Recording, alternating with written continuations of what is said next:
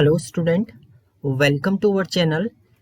आज के ट्यूटोरियल में हम लोग 15 नेक्स्ट जावा के इम्पॉर्टेंट इंटरव्यू क्वेश्चन देखेंगे। इससे पहले का फर्स्ट पार्ट आप देख लीजिएगा। अगर आप 15 क्वेश्चन वो हमने देखे थे इंटरव्यू के, वो क्वेश्चन भी आपके मोस्ट इंपॉर्टेंट थे। अब नेक्स्ट 15 हम लोग देखेंगे। सो वन बाय वन मैं आपको एक्सप्लेन करते हुए चलूंगा कि आपके क्या होता है प्रॉपर। सो पहला क्वेश्चन इसमें है, explain the difference between N interface and abstract class. Abstract class आपकी क्या होती है, इंटरफेस में क्या डिफरेंस होता है। सो सिंपल डिफरेंस ये है, पहला डिफरेंस ये है कि जो आपके इंटरफेस होते हैं उसमें जो भी आप मेथड डिक्लेयर करते हैं वो पब्लिक स्टैटिक होते हैं। बाय डिफॉल्ट आपके पब्लिक स्टैटिक मेथड डिक्लेरेशन होता है। एंड इसमें जो भी आप मेथड डिक्लेयर करते हैं वो एब्स्ट्रैक्ट होता है। एब्स्ट्रैक्ट मीन्स वो आप बॉडी डिफाइन नहीं करते हैं। ये 8th वर्जन से पहले की बात है, जेडी के 8 वर्जन से पहले की बात है। 8 वर्जन के बाद आप उसमें कंक्रीट मेथड क्रिएट कर सकते हैं, डिस्प्ले मेथड डिफॉल्ट मेथड और स्टैटिक मेथड आप क्रिएट कर सकते हैं इंटरफेस में।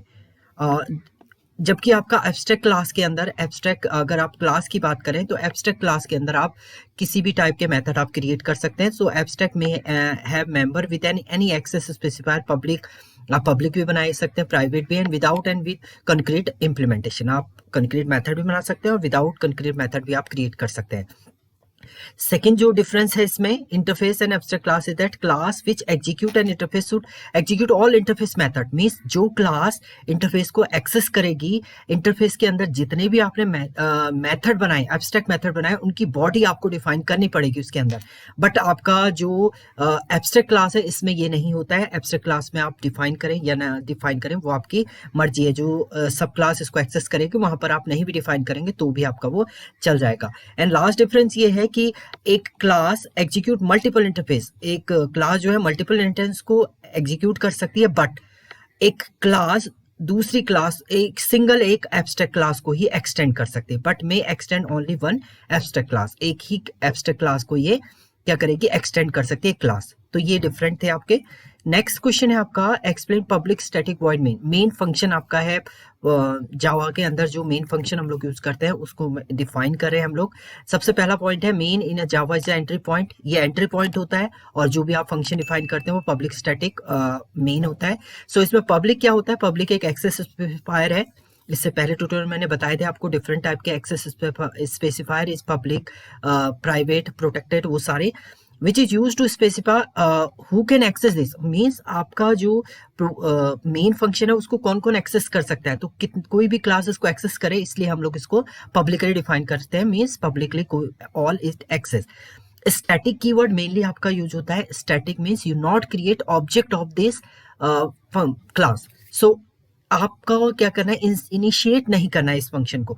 सो it is made static in Java so that it can be access without creating an instance of a class. In case when main is not main static, वही है आपका JVM आपका properly work कर सके, इसलिए आप इसको क्या लिखते हैं, स्टैटिक। नाउ नेक्स्ट है आपका वॉइड। वॉइड रिटर्न टाइप होता है आपका, जो रिटर्न कुछ भी आप रिटर्न नहीं करते हैं। मेन आपका कभी भी कुछ भी रिटर्न नहीं करता है तो इसलिए आप वॉइड लिखते हैं, void no return type. Next आपका मेन। मेन तो आपका प्रीडिफाइंड कीवर्ड है। Is the name of method that is search JVM. JVM से आप सर्च करेंगे कंटेंट रिलेटेड टू, तो उसके लिए हम लोग main as a starting point of an application with particular significant is a method that we are main execute occurrence. And last is a string argument. आपको अगर मेन फंक्शन के अंदर कुछ आर्ग्यूमेंट पास करने तो आप यहाँ पर आर्ग्यूमेंट के थ्रू पास कर सकते हैं। तो ये एक्सप्लेनेशन है आपका। नेक्स्ट क्वेश्चन है, what is inheritance. Java inheritance simple code है आपका। When one class accesses the property of another class, that is called as a inheritance. The process by which one class acquire the properties, properties का मतलब इसमें data member है, member function की बात, of another class is called as a inheritance. The main aim of inheritance reusability concept, reusable हो आपका concept, तो वहां पर आपका इनहेरिटेंस होता है। और इनहेरिटेंस में आपके दो क्लासेस होती है, एक जैसे आपने ए एक क्लास बनाई है, दूसरी आपने बी क्लास क्रिएट की है। सो बी जो है वो ए की क्लास को, प्रॉपर्टी को एक्सेस करा है। देन जो आपकी जो क्लास प्रॉपर्टी को एक्सेस करती है उससे सब क्लास बोलते हैं आपका। ये अभी आपका डिफाइन भी है यहाँ पर। सो चाइल्ड क्लास, इसे चाइल्ड क्लास भी बोला जाता है आपका। Class that extend the feature of another class is known as child class, sub class and drive class. इसे आपका चाइल्ड क्लास भी बोलते हैं एंड सब क्लास भी बोलते हैं, ड्राइव क्लास भी बोलते हैं। एंड जो आपकी पेरेंट क्लास होती है, parent class, it is called as a parent class. ये पेरेंट क्लास होती है। whose property and function are used inherited by the another class is known as parent class, super class and base class. इसे parent class भी बोलते हैं, super class भी होती है, base class भी होती है. And one class can be access the property of another. तो इसका जो syntax आप लिखेंगे वो कैसे लिखेंगे, जैसे आपने यहाँ पर एक क्लास बनाई, हमने क्लास ए बनाई, इसके अंदर आपने प्रॉपर्टी डिफाइन कर दी, देन क्लास बी आपने क्रिएट की and it can be access the property of A, then you write here extend keyword. So extend keyword आपका यूज होता है इनहेरिटेंस कॉन्सेप्ट के लिए. एक्सटेंड्स आप लिखेंगे और यहाँ पर ए लिख देंगे, मीन्स ए की सभी प्रॉपर्टी को बी जो है एक्सेस करेगा. So B is a child class and A is a parent class. Now next question है आपका, how to take input from the user in Java. Java में अगर यूजर से आपको इनपुट लेना है तो आप एक प्री डिफाइंड क्लास इसमें यूज करते हैं, स्कैनर. स्कैनर क्लास होती है जो आपके यूटिल पैकेज के अंदर होती है. सो it is a top level package is Java, उसके अंदर यूटिलिटी क्लासेस होती है एंड स्कैनर आप लिखेंगे तो स्कैनर, देन यहाँ पर ऑब्जेक्ट का नेम लिख देंगे, आप इस क्लास का ऑब्जेक्ट क्रिएट करेंगे and equal to new. New is a keyword for creating object scanner. Then उसके बाद आपको अगर इंटीजर एक्सेस करना है तो ऑब्जेक्ट डॉट नेक्स्ट इन, आपको अगर स्ट्रिंग एक्सेस करना है तो आप डायरेक्ट लिख सकते हैं object dot next line. And इसी टाइप से अगर आपको फ्लोट करना है तो आप यहाँ पर लिखेंगे नेक्स्ट फ्लोट आप कर देंगे. एंड इसी टाइप से डबल करना है तो नेक्स्ट डबल, इस टाइप से आप इसको एक्सेस कर सकते हैं. तो ये स्कैनर क्लास होती है. इसके अलावा अगर आप क्लास का यूज नहीं करना चाह रहे हैं, डायरेक्ट आप एक्सेस करना है, तो इंटीजर के लिए आपके पास पूरा कोड होता है. जैसे आपने इंटीजर को एक्सेस करना है, so integer a equal to, इसके लिए कोड आपके पास होता है integer dot parse int system dot console dot read line. ये पूछा जाता है कभी आपका, इंटीजर डॉट पार्सेंट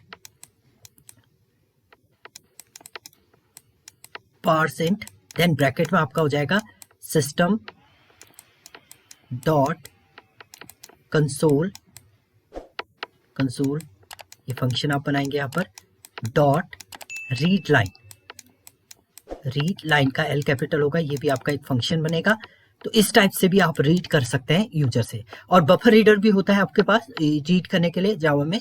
सो ये डिफरेंट आपके कोड होते हैं इनपुट लेने के लिए यूजर से.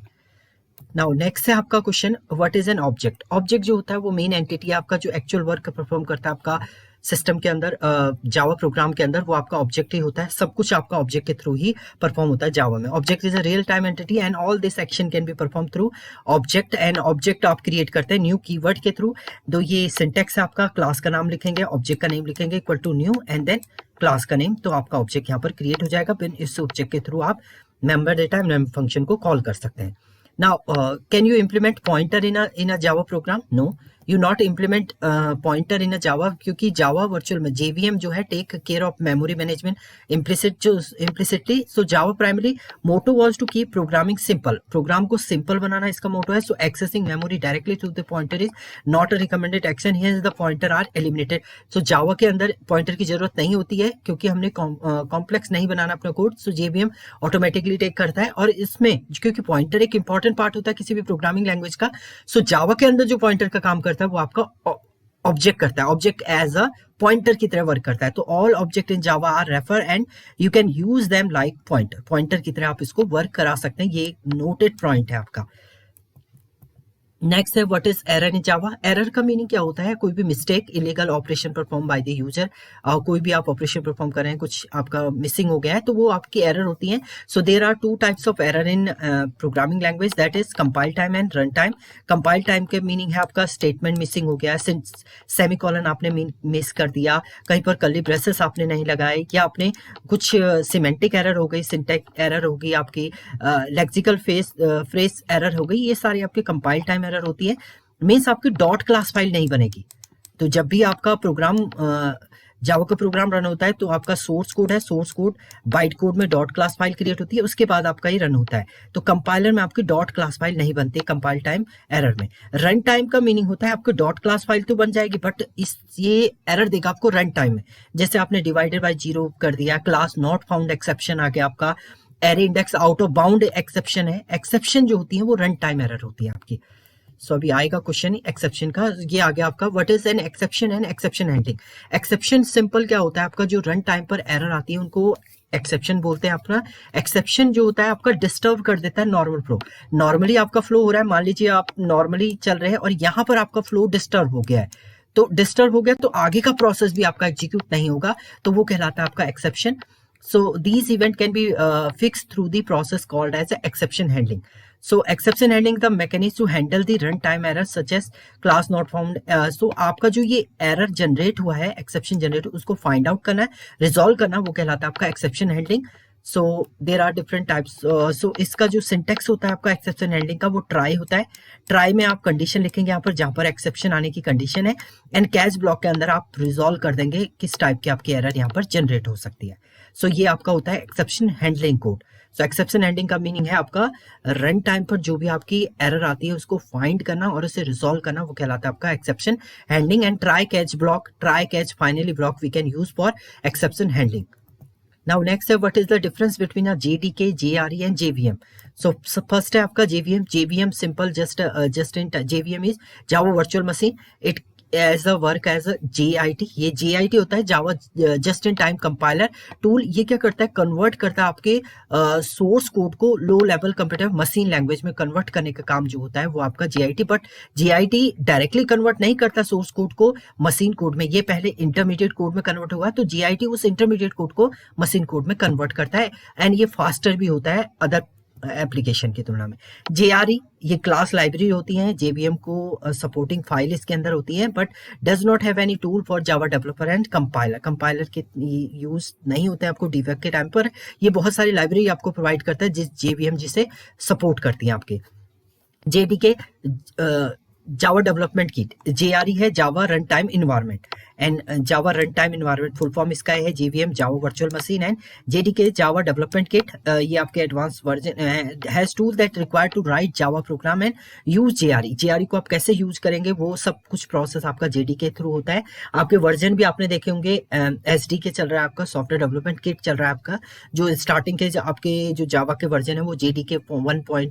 JDK 2. इस टाइप से आपका डिजाइन हुआ है। It has a compiler, Java application launcher and the applet viewer.